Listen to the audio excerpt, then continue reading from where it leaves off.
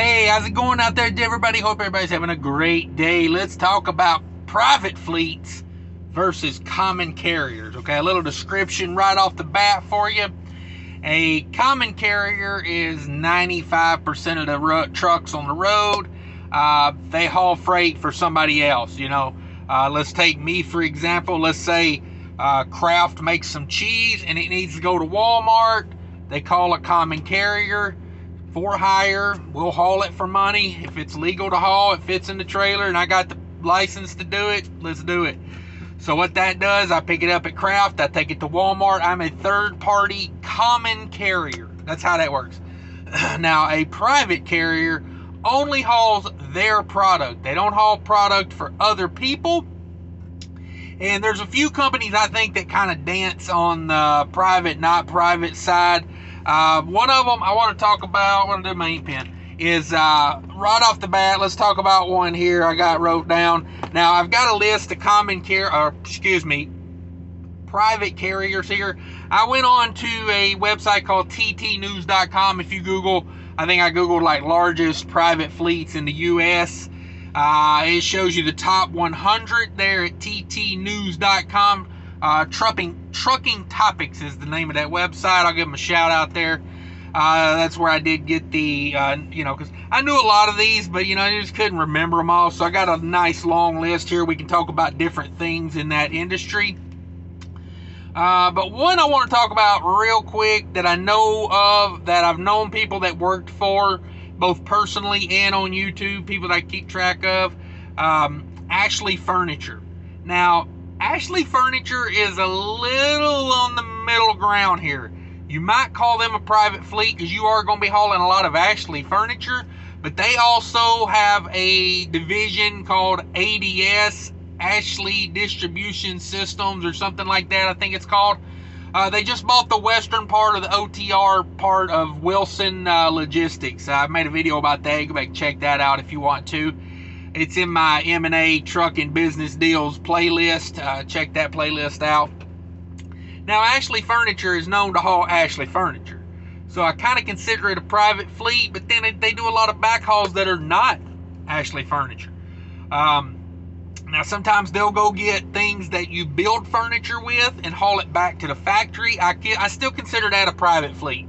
If you're hauling product back to your factory to make more products, or if you're, like, say you're Walmart and you need some, toilet paper that's over here at the, Georgia Pacific factory. I don't know, I think they make, let's say Kimberly-Clark. I know they make toilet paper.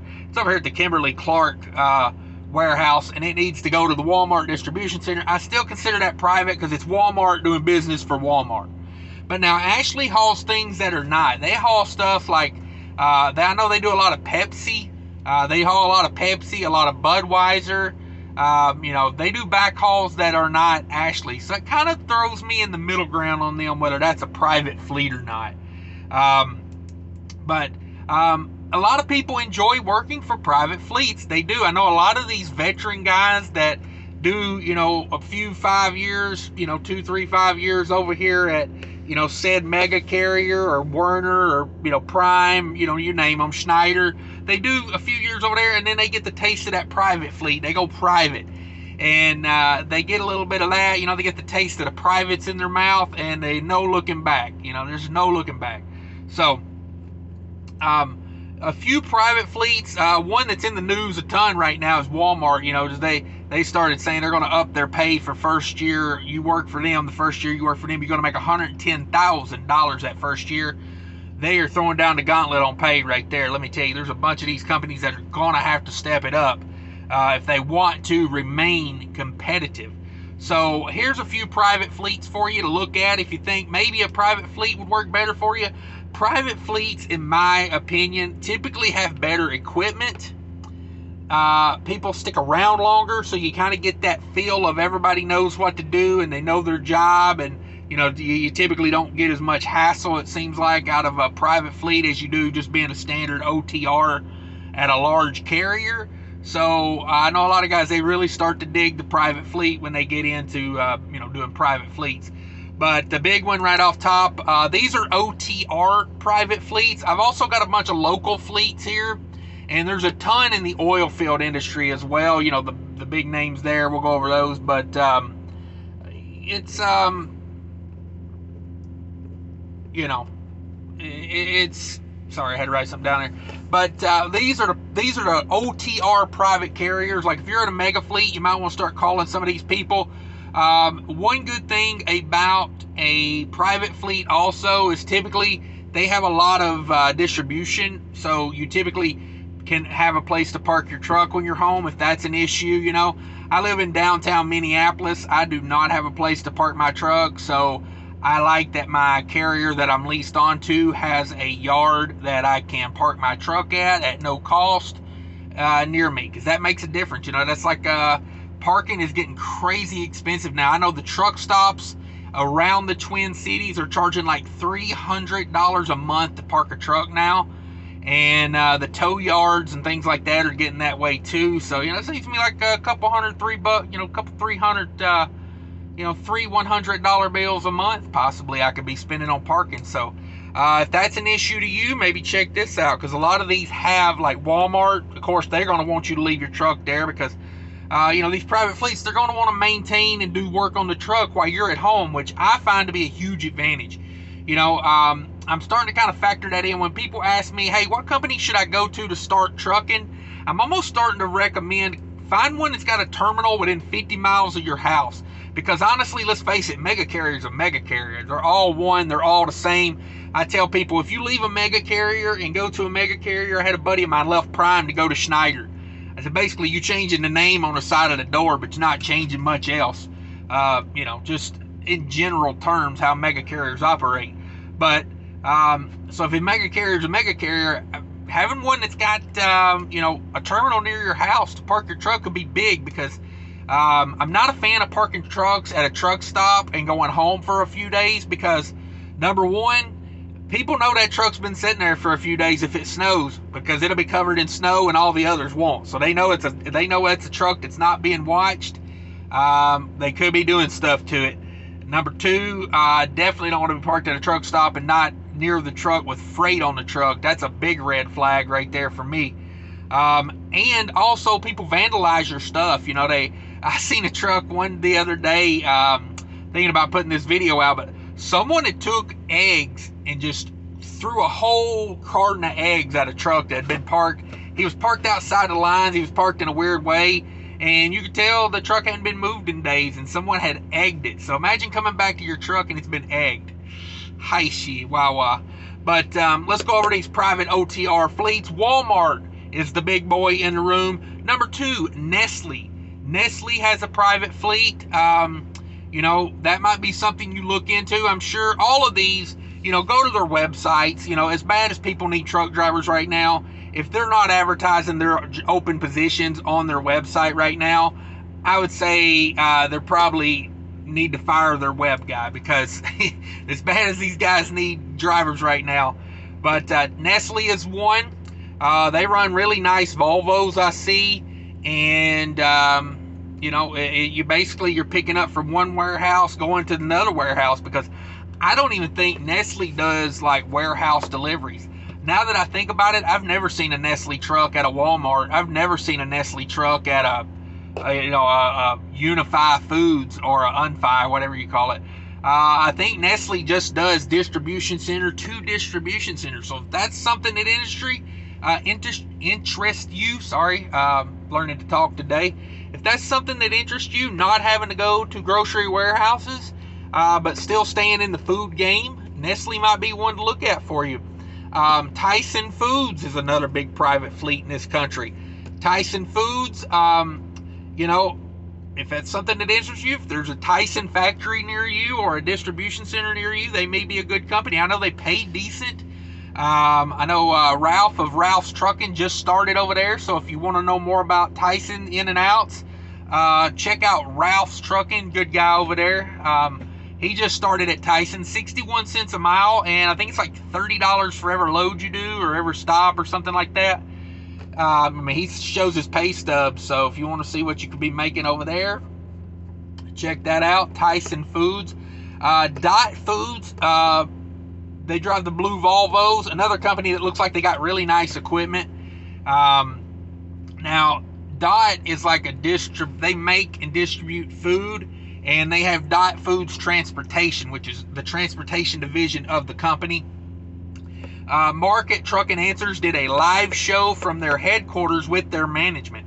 Very informative. If you want to check that out, just Google, Trucking Answers, or go on YouTube and put in, Trucking Answers, Dot Foods, D-O-T Foods.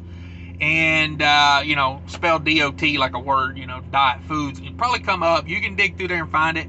It's a live show with their management. Any company that their management will go live with a YouTuber tells me something. That tells me they got nothing to hide. They had answers for questions. I respect the heck out of that. So check out Dot Foods if that's another one. Clean Harbors is another one. Check out Clean Harbors. I got to do more research on this company, but I know they are a giant private fleet. I see them around all the time. Clean Harbors, check them out. Sherwin-Williams. Now, forever and a day, I thought that was Sherman-Williams. That's Sherwin. Okay, I've been saying that wrong for 39 years now. 38 years. How old am I? Wait a minute. 38. Don't age myself too soon. This baby face, come on now. But Sherwin-Williams, cover the world, as they say. That's a private fleet. So if you want to haul paint and paint accessories, check them out. Ask them what you'd be doing if you worked there, because I know Sherwin-Williams has all these like strip mall paint stores. They even got one in the little town I used to live in of 50 people had a Sherwin-Williams in it, which I thought was a little weird. Maybe a front for the mafia or something, who knows? But weird little town. It also had a scuba gear in Minnesota. It had a scuba gear store. I'm like, that's definitely a front for the mafia. But anyway, check out Sherwin-Williams. Now, I'm not a big fan if I would be delivering to all these little strip malls, but if you had a consistent route, maybe it wouldn't be too bad, because you get to know the people, you get to know how to get in and out of the strip malls and stuff like that. So check them out. JBS USA. JBS, one of the biggest meat producers right up there with Tyson. I'm sure you've seen their trucks. They run the maroon Kenworths. And a company like that is also I'm going to put Tyson in this same group. That's a company where you could have multiple different jobs and stay with the same carrier. You know what I mean? You could be hauling refrigerated freight, and then if they had a job where you could haul feed locally, pick it up at a feed mill and drive the feed out to the farms, you could be doing that. You could haul live animals. You could change jobs and still stay with the same company. I think that's an interesting thing, because if you're a company driver, it gives you options. You could go from being OTR to possibly being local and never have to change jobs, and not have to start your insurance over or lose out on your being vested in a 401k. So I like that. I like jobs like that. Another one here is Domino's Pizza has a private fleet. I have looked into this extensively because I almost did this. They advertise in Minneapolis all the time. I think they got a distribution center. I can't remember where it's at. I think it might be in Iowa. I looked into Domino's, and Little Caesars has a private fleet as well. I think theirs is called Blue Line. If it's not Blue Line, somebody leave it in the description, the name of the Little Caesars. Sorry, I should have looked that up. It just dawned on me. But I looked into both of those extensively.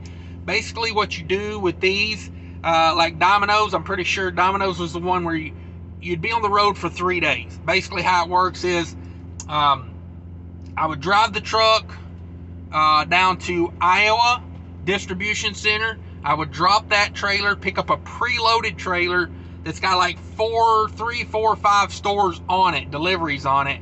And then I would come back up to Minneapolis and do 2 or 3 deliveries a day. And this is nighttime, so you have keys to the store.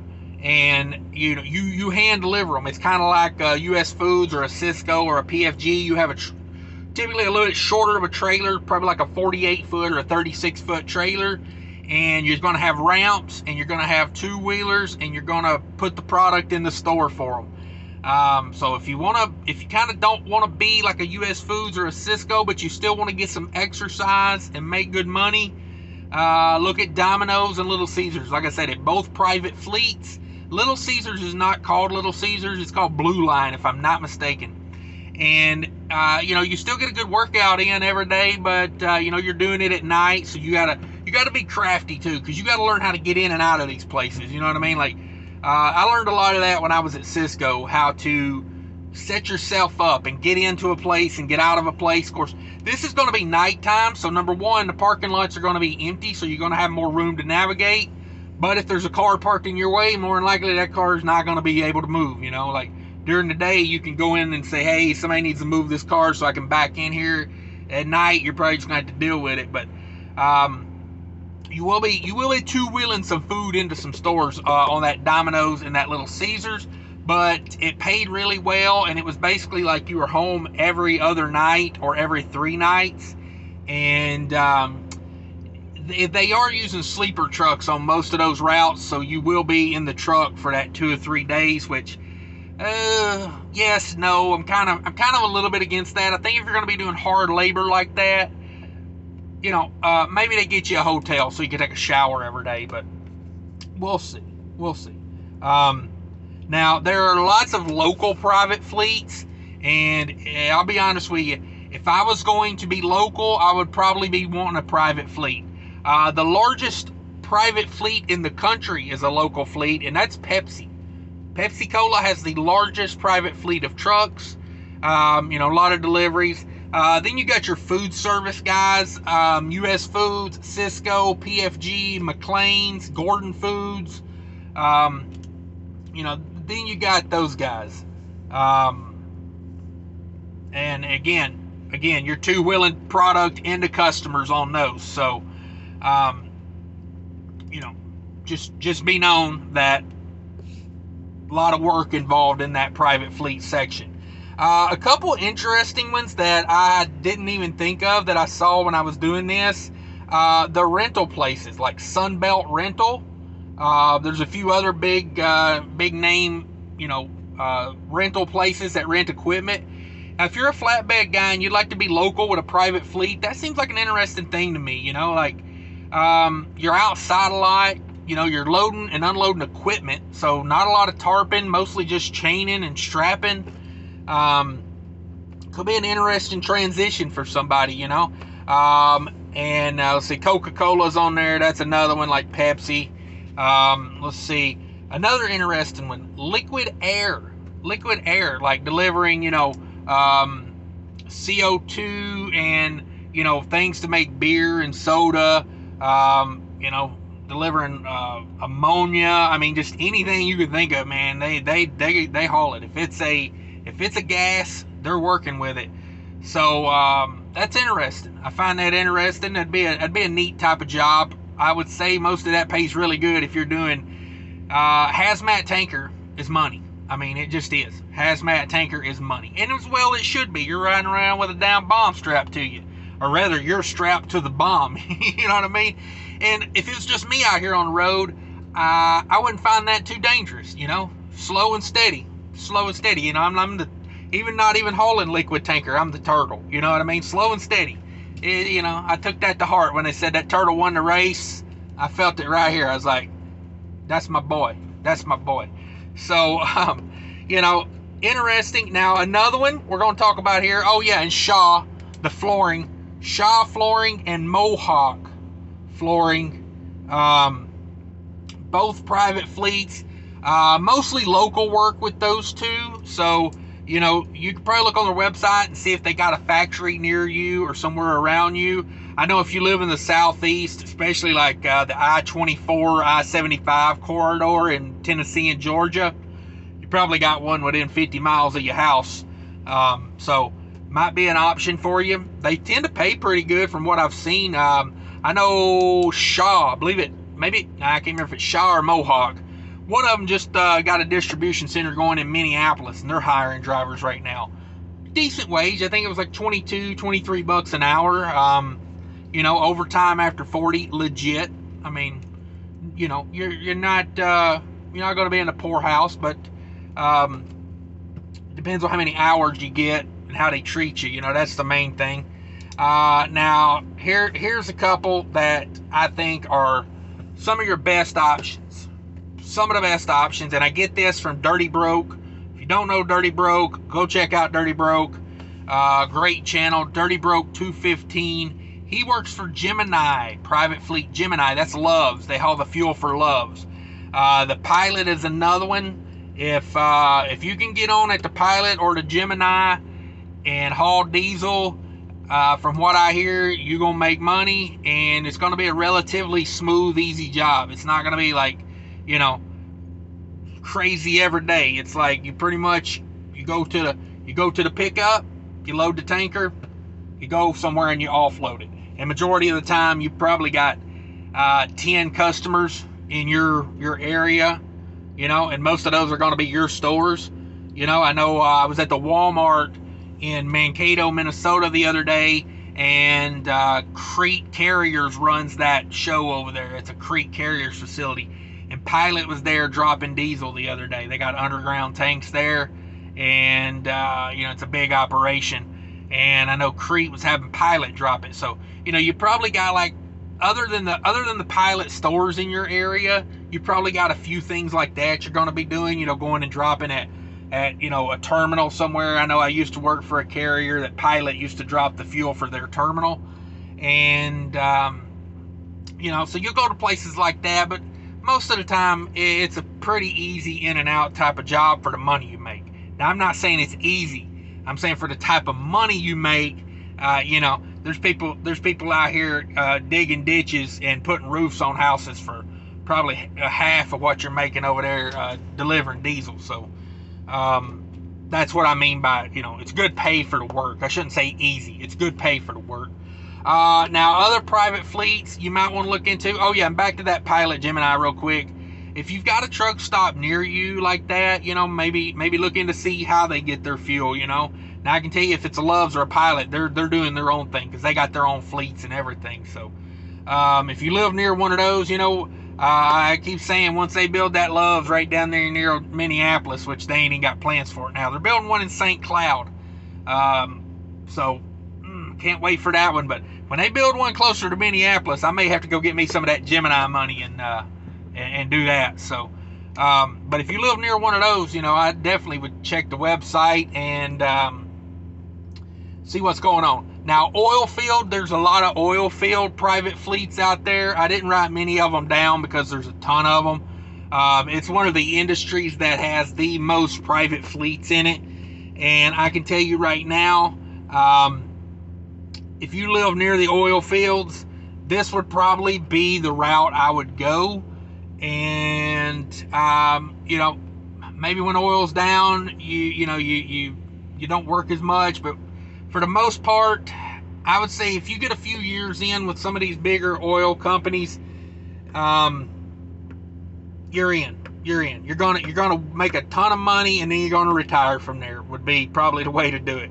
The two big ones are Halliburton and Schlumberger, were the two big private fleets. I think that was the two. I can't remember. Look them up on that ttnews.com. Ton of them. Seems like a great way to go. Man, those two pay some real money. So check those two out. But guys, that's a ton of private fleets. That's the talk. That's a little bit I know about them.